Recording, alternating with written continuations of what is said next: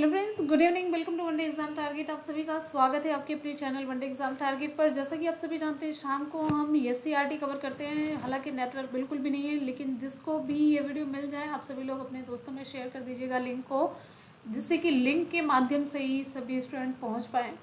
तो यहाँ पर हम 8th क्लास की एससीईआरटी कवर कर रहे हैं, स्टेट की जो बुक चलती है, और जिसमें हम लोग कवर कर रहे हैं 4th चैप्टर। इससे पहले 3 चैप्टर कवर कर लिए हैं। 4th चैप्टर में मैक्सिमम पोर्शन हो चुका है।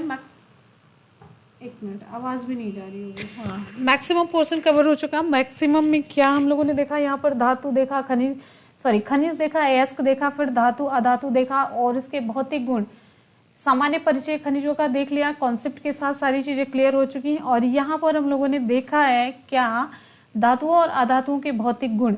भौतिक गुण की अगर हम बात करते हैं तो फिजिकल प्रॉपर्टीज में जो बाहर से चीज़ें दिख रही, कैसा है वो देखने में, उसका रंग कैसा है, कलर कैसा है, गंध कैसी है, इस तरीके से भौतिक बाहर की जो चीज़ें हैं, एक तरीके से ये कह सकते हैं आप। ठीक है,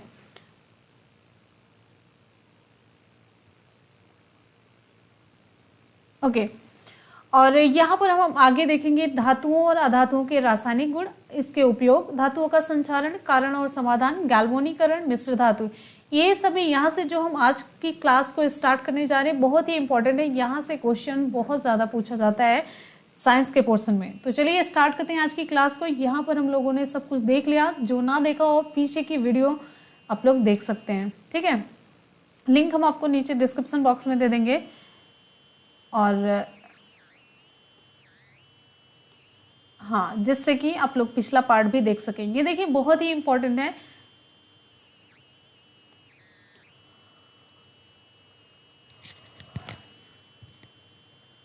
बिल्कुल।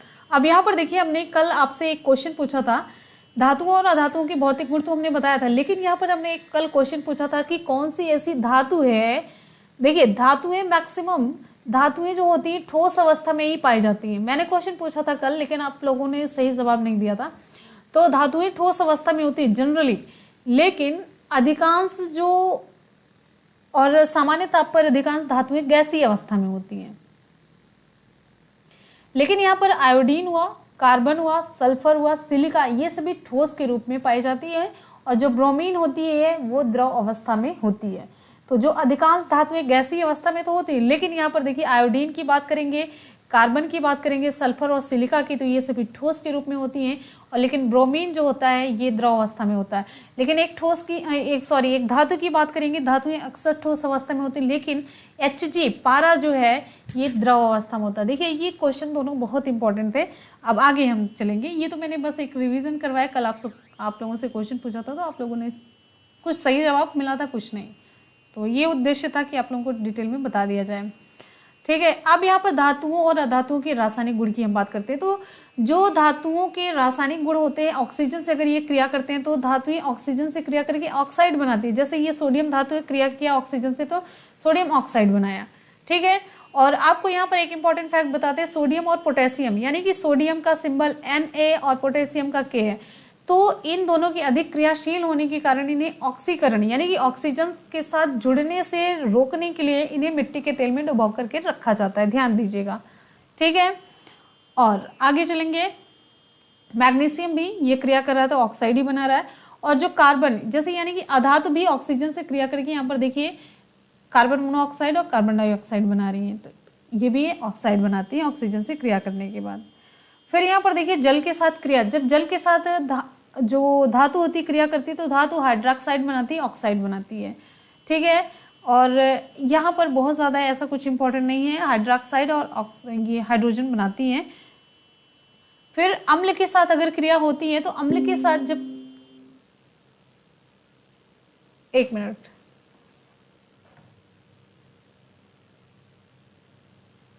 कोई नहीं भाई, ये क्या आ गया।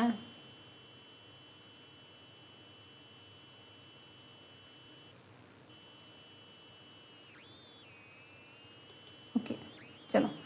अब अम्ल के साथ क्रिया होने पर अगर देखिए यहाँ पर जिंक है,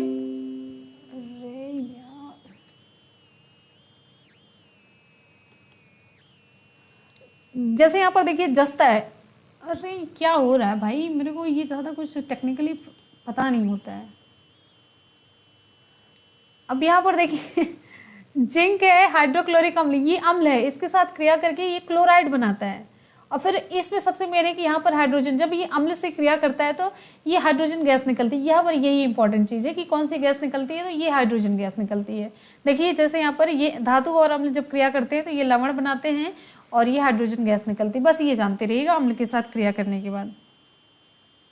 फिर उसके बाद कुछ और भी जानने में इम्पॉर्टेंट है, धातु तत्वों को धातु और अधातु में बांटा जाता है कि कुछ धातु होते हैं, कुछ अधातु होते हैं।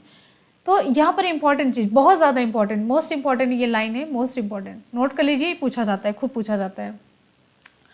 जर्मेनियम धातु और अधातु के बीच की भी एक कैटेगरी है जिसे हम कहते हैं मिश्र धातु, उपधातु कहते हैं। धातु और अधातु के बीच की कैटेगरी, मिश्र धातु मिलाकर के बनता है। तो धातु और उपधातु के बीच की कैटेगरी होती है एक उपधातु, जैसे जर्मेनियम हुआ, आर्सेनिक हुआ, एंटीमनी हुआ, जिसमें धातु और अधातु दोनों के ही गुण पाए जाते हैं। धातु होता है और अधातु, इन तत्वों को हम उपधातु कहते हैं, मेटलॉइड कहते हैं। ठीक है,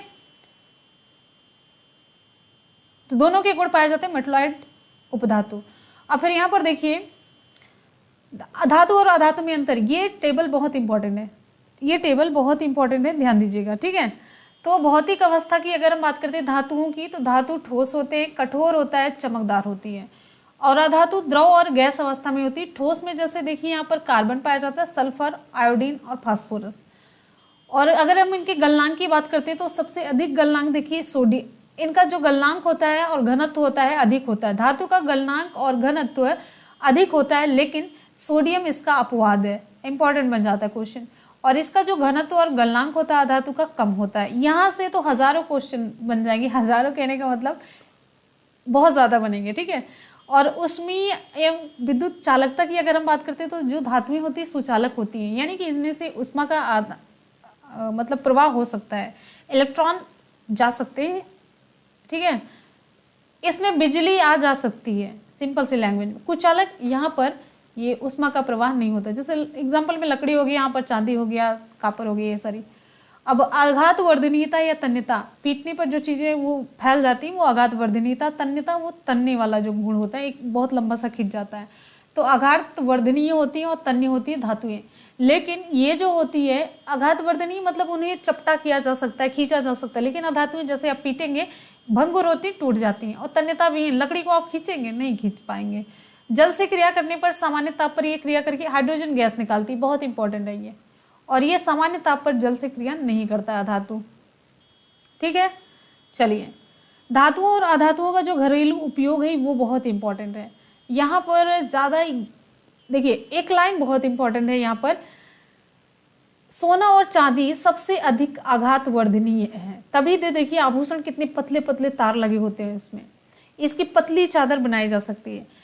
और यहाँ पर देखिए आपने चांदी की पतली पन्नियों को मिठाइयों को सजाने के लिए उपयोग करते हुए देखा होगा, यानी कि जो चांदी की पतली पन्नी होती है, अब पान लगाकर भी देखिए दिया जाता है, मिठाई कवर किया जाता है, ऊपर से जो मिठाई पर लगा होता है वो सिल्वर फॉयल वो भी है।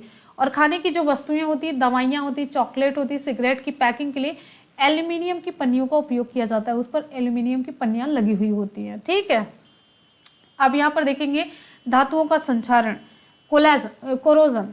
ठीक है, अब यहाँ पर आप लोग देखते होंगे लोहे में जो कील है, कील होती है, रेलिंग वगैरह, उस पर देखिए थोड़े से जंग लग जाते हैं। खुले में अगर आप ऐसे रखे रहते हैं, पानी थोड़ा सा पड़ता है तो जंग लग जाता है, भूरे रंग की परत चढ़ जाती है।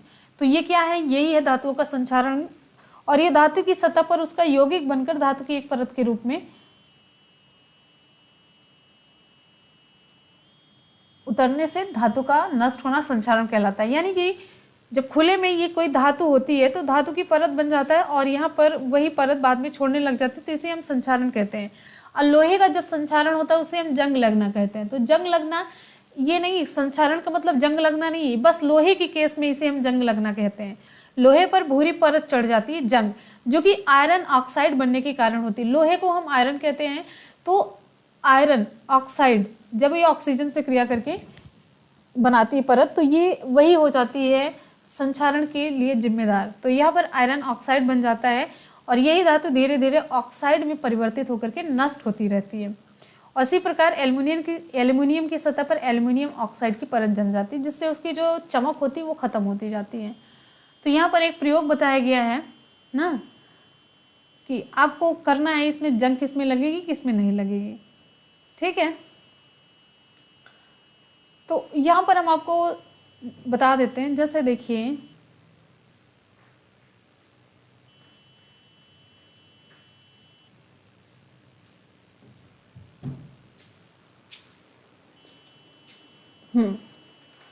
यहाँ पर देखिए, जहाँ तक मैंने ये देखिए जल्दी से, ये मैंने पढ़ा नहीं लेकिन फिर भी देखिए, ये पहली परख नली पहली है, दूसरी है और तीसरी। इसमें जो कंक्लूजन निकल रहा है वो इम्पोर्टेंट हो जाता है। तो हाँ, यहाँ पर देखिए ये जो परख नली, इसमें कैल्शियम क्लोराइड डाला गया, कैल्शियम क्लोराइड डाला गया, ठीक है, CaCl2 डाला गया। और ये जो कैल्शियम क्लोराइड होता है ये क्या करता है अभी आपको बताएंगे। और इसमें उबला हुआ जल डाला गया और तीसरे में नल का जल डाला गया।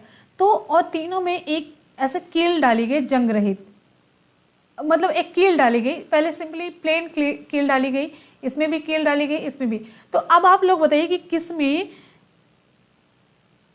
इसमें किस कील पर जंग लगी मिलेगी आपको, पहली, दूसरी या तीसरी में? इसमें उबला हुआ जल है, इसमें कैल्शियम क्लोराइड है, इसमें नल का पानी है। तो जल्दी से आप लोग कमेंट सेक्शन में कमेंट करके बताएंगे। आपको बताते हैं तीसरी परख नली में जो कील डाली गई है उसमें जंग लगी हुई मिलेगी आपको। रीजन क्या है? वेरी गुड, नल का जो जल है उसमें जंग लगेगी। क्यों रीजन है? देखिए जो कैल्शियम क्लोराइड इसमें डाला गया, बस आपको यही बताने का उद्देश्य है कि इन दोनों में ऑक्सीजन अनुपस्थित है, ऑक्सीजन की उपस्थिति नहीं है। तो देखिए जो कैल्शियम क्लोराइड होता है ये वायु में उपस्थित नमी को अवशोषित कर लेता है। दूसरी परख नली में उबला हुआ पानी जो है ऑक्सीजन विहीन है, इसमें ऑक्सीजन नहीं है, इसमें ऑक्सीजन है। तो ये क्या करता है, ये जंग लगने के लिए जिम्मेदार होता है। तो कहने का मतलब यहाँ पर कंक्लूजन आप देख सकते हैं, पहली और दूसरी परख नली की कीलों में जंग नहीं लगता। ये एक्सपेरिमेंट इसलिए बताया जाता है कि कॉन्सेप्ट आपका क्लियर हो जाए बढ़िया से। जंग नहीं लगता, जबकि तीसरी परख नली की कीलों में जंग लग जाता है। इससे यह निष्कर्ष निकलता है कि जंग वायु यानी कि ऑक्सीजन और नमी की उपस्थिति में लगता है। बहुत ही इंपॉर्टेंट लाइन है। लोहे और एल्युमिनियम का जो संचारण होता है वायुमंडलीय ऑक्सीजन और नमी की उपस्थिति में ऑक्साइड बनने के कारण होता है।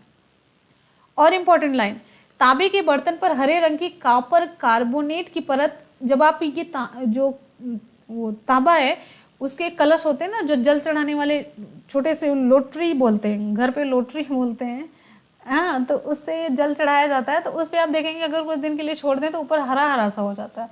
तो तांबे के बर्तन पर हरे रंग की जो परत चढ़ी होती है कॉपर कार्बोनेट की होती है ये। और चांदी के ऊपर जो काले रंग की सिल्वर सल्फाइड की परत होती है। जो चांदी आप जैसे चांदी का तो फैशन ही नहीं है, पाँव में जो पायल होती है देखिए कुछ दिन के बाद वो काली सी हो जाती है, तो वो सिल्वर सल्फाइड की परत उस पर चढ़ी होती है। और तांबे पर वो कॉपर कार्बोनेट की होती है। ठीक है, हाँ, लोटा बोलते हैं, लोटा बड़े वाले को बोलते हैं, लोटरी छोटे वाले को बोलते हैं। मेरे यहाँ पे ऐसे ही बोला जाता है। और जो परत बन जाती है, देखिए सिंपल सी बात ये कहने का मतलब, जो परत बनती है उसी को हम संचारण कहते हैं। जब भी परत बन जाएगी तो परत वो धीरे धीरे छोड़ने लगती है और वो उस धातु का नुकसान होने लगता है। तो देखिए लोहे पर किसकी परत चढ़ती है, आप ही लोग बताइए?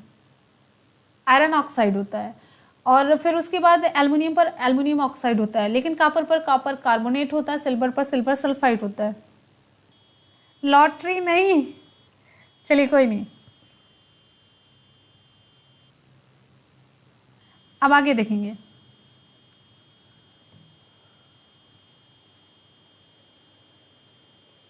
यहां पर कुछ इंपॉर्टेंट आप लोगों के लिए उसका नहीं है। धातुओं को संचारण से कैसे बचाया जा सकता है?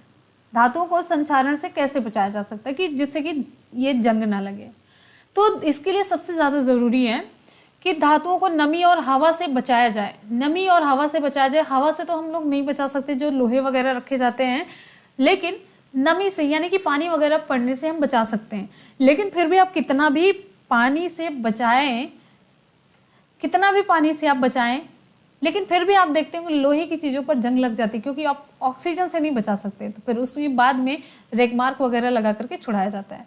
तो कैसे छुड़ा, मतलब इसको बचाया कैसे जाए कि किस तरीके से उस पर मतलब जंग वगैरह ना लगे? तो पहली बात तो पेंट का लेप चढ़ा करके, जब भी कोई लोहे की चीज़ होती है तुरंत उसमें पेंट लगाया जाता है ना। जिससे कि जंग से सुरक्षित रहें। ग्रीस या तेल लगा करके, जो जब भी तेल या ग्रीस की परत क्या काम करती है, धातु का जो वायु और नमी से संपर्क हो जाता है वो समाप्त हो जाती है, क्योंकि जब ग्रीस आप लगा देंगे वायु और नमी उस पर टिक नहीं पाती है। ठीक है, तेल लगा कर जब भी जैसे कुछ मान लीजिए जंग लग जाती चाकू वगैरह पर, तो तेल लगा दिया जाता है, वो सही हो जाता है, वो भी मिट्टी का तेल। गैल्वनीकरण, ये इंपॉर्टेंट है, पूछा जाता है गैल्वनीकरण किसे कहते हैं, तो सिंपल सी लैंग्वेज में यही पूछा गया। गैल्वनीकरण धातु का चढ़ाना, ये गैल्वनाइजेशन होता है, गैल्वनीकरण होता है। ठीक है, अच्छा, आप लोगों की प्रॉब्लम है नोट्स बनाने पे वीडियो कल से परसों तक आपको मिल जाएगा, बिल्कुल भी परेशान ना होइए, ये मेरा वादा है। ठीक है, अच्छा, गैल्वनीकरण कैसे किया जाता है? लोहे को जंग से बचाने के लिए लोहे की चादर या अन्य पात्र को पिघले हुए जस्ते में डुबो देते हैं। कोई भी चीज है जिससे बचाना है तो उसे जस्ते के, जो पिघला हुआ जस्ता उसमें डुबो देते हैं, जिसके कारण लोहे पर जस्ते की परत चढ़ जाती है, इसे हम गैल्वनीकरण कहते हैं। घरों की छतें बनाने के लिए प्रयुक्त लोहे की जो चादरें होती हैं, बाल्टियां और ड्रमों को संचालन से बचाने के लिए उनका गैल्वनीकरण किया जाता है, जस्ते की परत चढ़ाई जाती है, ये होता है गैल्वनीकरण। विद्युत लेपन किसे कहते हैं? इलेक्ट्रोप्लेटिंग किसे कहते हैं? जैसे कुछ धातुएं होती हैं जो कि क्रोमियम है, निकिल है, टिन है, ये वायुमंडल में उपस्थित जो ऑक्सीजन और नमी है इससे प्रभावित नहीं होती हैं। लोहे का संचालन रोकने के लिए उसके चारों ओर क्रोमियम या टिन की इलेक्ट्रोप्लेटिंग की जाती है। बात समझ में आ रही है? कुछ धातु होती है जैसे क्रोमियम हुआ, निकिल हुआ, टिन हुआ, इस पर वायुमंडल में कितनी भी ऑक्सीजन हो या कितनी नमी, इनको कोई फर्क नहीं पड़ने वाला, तो इसी का हम फायदा उठा लेते हैं कि जिस पर फर्क पड़ता है उसके चारों ओर इसकी कोटिंग कर देते हैं, उसकी प्लेटिंग कर देते हैं, ढक देते हैं। तो एल्युमिनियम के ऊपर एल्युमिनियम ऑक्साइड की परत जम जाने से उसकी चमक नष्ट हो जाती है, लेकिन उसका क्षरण रुक जाता है, तो इस पर एल्युमिनियम ऑक्साइड का विद्युत लेपन कर देते हैं।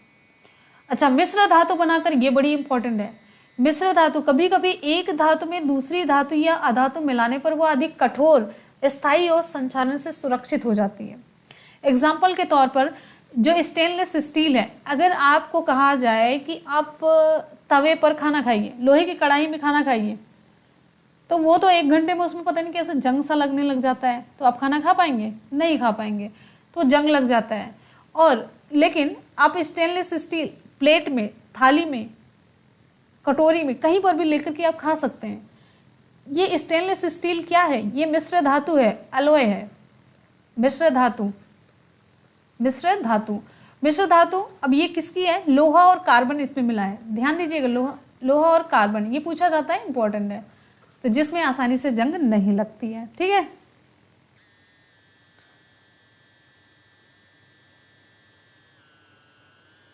अब यहां पर इंपॉर्टेंट है, अब ऊपर कुछ नहीं इंपॉर्टेंट, यहां देखिए, ये पूरी तालिका बहुत इंपॉर्टेंट है, यानी कि इसको अगर हम मोस्ट और मोस्ट जोड़ते जाएं तो उतना ज्यादा इंपॉर्टेंट है मिश्र धातु। पीतल किसकी मिश्र धातु है? तांबा और जस्ता मिलता है, तो किसके उपयोग में आता है? बर्तन है, तार है, वाद्य यंत्र पूछा जाता है, सजावट की वस्तुएं बनाने में। कांसा, तांबा और टिन मिला होता है, सिक्का बनाया जाता है कांसे का, जो घंटा बनाया जाता है मंदिरों वगैरह में, वो मेडल और गहने बनाने में किया जाता है। सोल्डर, ये सीसा और टिन मिलकर के बनता है, विद्युत परिपथों में टांका लगाने में इसका प्रयोग होता है, पूछा जाता है ये। स्टेनलेस स्टील लोहा, क्रोमियम और निकिल से मिलकर के बनता है, बर्तन बनाने में, उपकरण बनाने में, छुरी और कांटे बनाने में किया जाता है। मिश्र धातु का, अब यहां पर देखिए मिश्र धातु के जो विशिष्ट गुण हैं, मिश्र धातु ये मूल रूप से कठोर होती है। सोना, जैसे एग्जाम्पल के तौर पर शुद्ध सोना बहुत मुलायम होता है, इसीलिए इसे आभूषण नहीं बनाया जा सकता, लेकिन सोने में थोड़ा सा तांबा या कॉपर मिलाने पर यह कठोर और आभूषण बनाने के लिए उपयोगी हो जाता है। ये इंपॉर्टेंट लाइन है, सोने में कॉपर, देखिए शुद्ध सोना आप जब भी गहने वगैरह पहनेंगे वो लचक जाता है, जैसे थोड़ी सी गर्मी वगैरह आती है, देखिए लचक जाता है, तो शुद्ध सोना नहीं पहना जा सकता है, उस डिजाइन शेप सारे बदल जाते हैं। फिर अगला है मिश्र धातुओं का वायु और नमी के कारण क्षरण नहीं होता है। लोहे में एक क्रोमियम मिला देने पर स्टेनलेस स्टील प्राप्त होता है, जिससे उसमें जंग नहीं लगता है। फिर आगे है मिश्र धातुओं का रासायनिक यौगिक द्वारा क्षरण नहीं होता है, रासायनिक यौगिक भी आप इस पर डालेंगे तो इसका क्षरण नहीं होता है। और मिश्र धातुओं के गुण उनकी अवयवी धातुओं के गुणों से भिन्न होते हैं। जैसे जो सोल्डर बनाया गया सीसा और टिन का मिश्र धातु है, इसमें सीसा नहीं, सीसी का गुण नहीं होगा, टिन का गुण नहीं होगा। कैसे? क्योंकि जो सोल्डर का गलनांक है सीसा और टिन दोनों के गलनांक से कम होता है, जबकि इसका इन दोनों का गलनांक ज्यादा होता है, लेकिन ये जो सोल्डर बन गया इसका गलनांक कम हो गया। यही तो इसका उपयोग है। इसी कारण इसका उपयोग धातुओं के टुकड़ों और तारों को जोड़ने में किया जाता है। सीसा और टिन आप धातुओं के तार जोड़ने में कर देंगे तो पिघल जाएगा, लेकिन सोल्डर का जब उपयोग किया जाता है इसका गलनांक क्या होता है, इन दोनों के गलनांक से कम होता है, इसीलिए जल्दी से ये गलनांक जब कम होता है तो जल्दी से पिघल जाता है और तारों को बचा लेता है। ठीक है। अब पिग आयरन किसे कहते हैं, इंपॉर्टेंट है। वात्या भट्टी से लोहा प्राप्त किया जाता है पिग आयरन, ये इसे कच्चा लोहा या ढलवा लोहा कहते हैं। इसमें यह पूछा जाता है कि पिग आयरन में लोहे का परसेंटेज कितना होता है। 93% लोहा और 4 से 5% होता है कार्बन और शेष सल्फर होता है, पाई जाती है, जिसके कारण से इसका गलनांक कम होता है और ये भंगुर होता है। और इसका उपयोग पूछा जाता है तो पाइप बनाने में, स्टोरेज टंकी, नहाने के टब, कूड़ादान बनाने में किया जाता है। आपको दे दिया जाता है ऑप्शन, जैसे पिग आयरन हुआ, इस्पात, इन सभी में पूछा जाता है कि कौन सा ज्यादा शुद्ध होता है, जिसमें किसमें लोहे की मात्रा ज्यादा होती है। अब इस्पात की हम बात करते हैं, यह लोहे का दूसरा रूप है जिसमें आयरन 98.8% से 99.8% तक होता है, कार्बन 0.25% से लेकर के 1.5%, शेष में सिलिकॉन और फास्फोरस, ये सभी मैग्नीज वगैरह, सल्फर, ये सब पाया जाता है। इसका उपयोग मोटर का बनाने में किया जाता है। पिग आयरन और इस्पात भी एक प्रकार के मिश्र धातु है। पिग आयरन मिश्र धातु, देखिए आयरन के अलावा इसमें इतनी चीजें मिली हुई हैं और इसमें भी आयरन के अलावा इतनी चीजें मिली हुई हैं। नेक्स्ट, ओके, चैप्टर यहाँ पर कंप्लीट हो जाता है। और ये हमने क्या सीखा, सभी अयस्क खनिज होते हैं किंतु सभी खनिज अयस्क नहीं है। सामान्यतः सभी धातुएं कठोर, चमकीली, आघातवर्धनी और तन्य होती हैं। अधिकांश धातुएं गैसीय और द्रव अवस्था में होती हैं। ठीक है। धातुएं जल से क्रिया करके हाइड्रोजन गैस निकालती हैं, ये इंपॉर्टेंट है। धातुओं का ये यहाँ पर अब कुछ नहीं है। अब अभ्यास प्रश्न की तरफ आ जाते हैं। आप लोग जल्दी से रिप्लाई करेंगे तो ये क्लास को लेंगे, और आप लोग अपने दोस्तों में शेयर जरूर कर दीजिएगा जिससे कि सभी लोग पहुंच सकें इस वीडियो तक। और जितने भी लोग देख रहे हैं एक बार जल्दी से वीडियो को लाइक करेंगे। ठीक है। अब आ जाते हैं, इसका अभ्यास कर लेते हैं। निम्नलिखित वस्तु में से कौन सी वस्तु संचारित हो सकती है, कौन सी वस्तु संचारित हो सकती है, यानी कि क्या, ओके, यानी कि जिसका विघटन हो सकता है।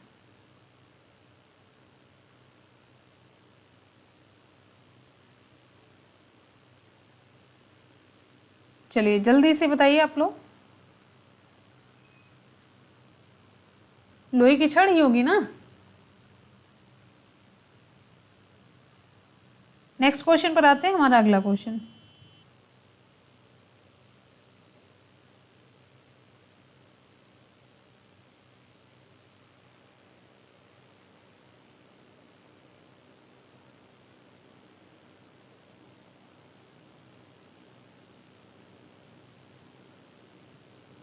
पता नहीं, कमेंट नहीं दिख रहा। आगे यहाँ पर पूछा जा रहा है बॉक्साइट किसका अयस्क है। बॉक्साइट किसका अयस्क है आपको बताना है।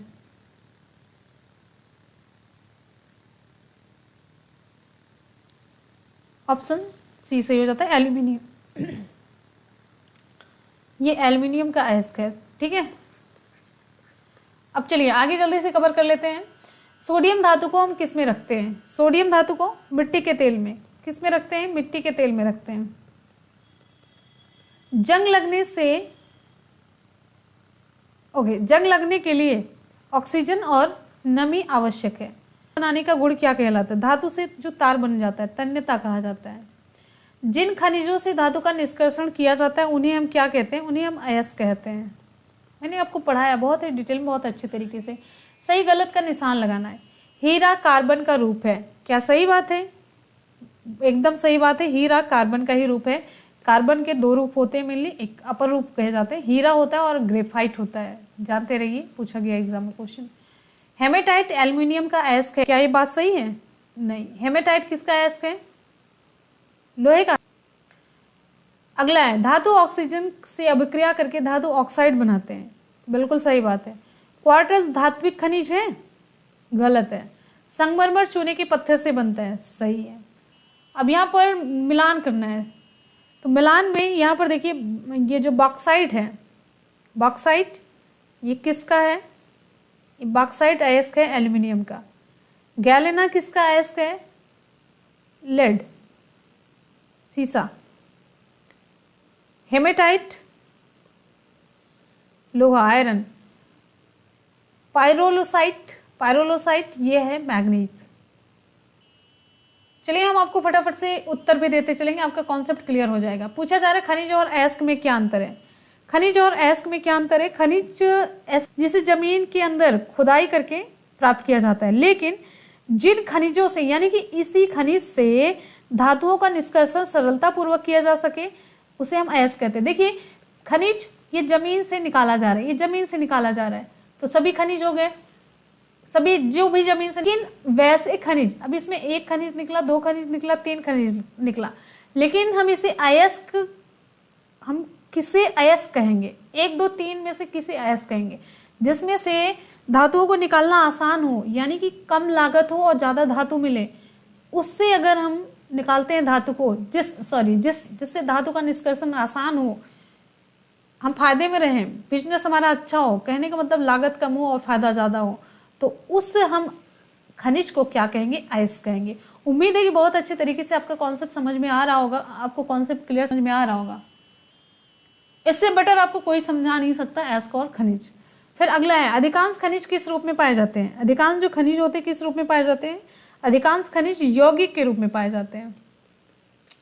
अच्छा आपको बताना है अधिकांश खनिज यौगिक के रूप में पाए जाते हैं, लेकिन कुछ तो है जो मुक्त अवस्था में पाया जाता है। मुक्त अवस्था में आपको हम बता चुके हैं क्या पाया जाता है, जल्दी से कमेंट करके आप बताइए। फिर है धातुओं की अगाध वर्धनीयता और तन्यता के गुण का क्या मतलब है? अगाध वर्धनीयता जब धातुओं को पीटकर चादरों के रूप में बदलते हैं, चादरों के रूप में बदल दिया जाता है। और फिर तन्यता खींच करके तार बना दिया जाए। धातुओं का संचारण क्या है? आप सभी जान रहे धातुओं का संचारण बताना है। धातुओं का संचारण यही है कि जंग लगने से बचाना है, जो इसके यौगिक ना बना ले। कोई भी धातु जब ऑक्सीजन और नमी के संपर्क में आता है तो वो अपने धातु का वो यौगिक बना ले। धातुएं खत्म होती चली जाती, संचारित होती चली जाती, नष्ट होती चली जाती, इसे हम कहते हैं संचारण। और अगला पूछा जा रहा है मुक्त अवस्था में पाए जाने वाले किन्हीं दो धातुओं के नाम लिखिए। आ गया तो मुक्त अवस्था में सोना और चांदी पाया जाता है, सोना चांदी, और एक एग्जाम्पल सोना हो गया, चांदी हो गया। मिश्र धातु क्या होती है? मिश्र धातु जब दो या दो से अधिक धातुओं का समांगी मिश्रण हो तो उसे हम मिश्र धातु कहते हैं। और ये धातुओं को उनकी पिघली हुई अवस्था में मिलाए जाते हैं। खनिज और अयस्क में क्या अंतर है? ये तो मैंने बता दिया। किसी एक द्रव धातु का नाम आपको बताना है। पेन नहीं चल रही है, हम ऐसे बताते चल रहे हैं। किसी एक द्रव धातु पारा है, ठीक है। अब यहाँ पर निम्नलिखित प्रश्नों के उत्तर दीजिए। ये जो भी आपको ना लगे, समझ में आए तो आप लोग मुझसे पूछ लीजिएगा। अच्छा यहाँ पर देखिए, तवे की हैंडल में लकड़ी लगी होती क्यों? ये पूछा जाता है। तवे के हैंडल में लकड़ी इसलिए लगी होती क्योंकि देखिए जो तवा है वो उष्मा का कुचालक है। यहाँ पर उष्मा का मतलब संचरण होता है, उष्मा एक सिरे से दूसरे सिरे में पहुंच जाती है। लेकिन जो हैंडल होता है ये लकड़ी होती है, तो लकड़ी जो होती है उष्मा की कुचालक होती है। यहाँ पर उष्मा का प्रवाह नहीं हो सकता, तो इसलिए हमारे हाथ ना जले और ये हैंडल लगाया जाता है।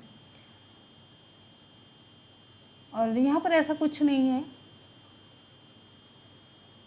लोहा, तांबा और सोने के अयस्क देश में कहाँ पाए जाते हैं?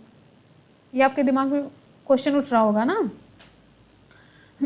तो लोहा आपका बिहार हुआ, उड़ीसा हुआ, मध्य प्रदेश, तमिलनाडु, कर्नाटक, छत्तीसगढ़ में। तांबा आपका पाया जाता है आंध्र प्रदेश, बिहार, राजस्थान, मध्य प्रदेश में।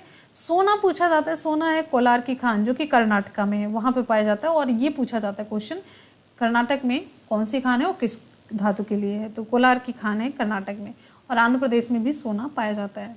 और भी कुछ ना समझ में आए तो आप लोग कमेंट करके मुझसे पूछ सकते हैं कमेंट सेक्शन में, हम बताएंगे, हर क्वेश्चन को बताएंगे, पूरी रिप्लाई करेंगे, ठीक है।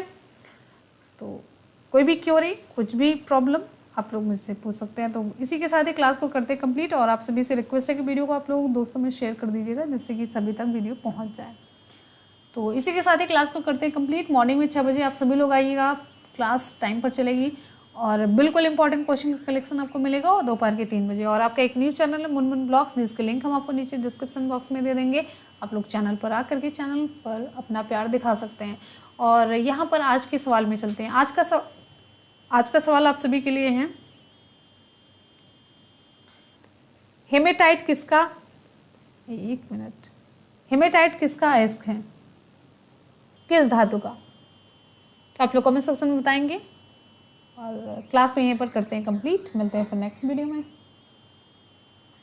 Thank you so much, love you all, bye bye and take care.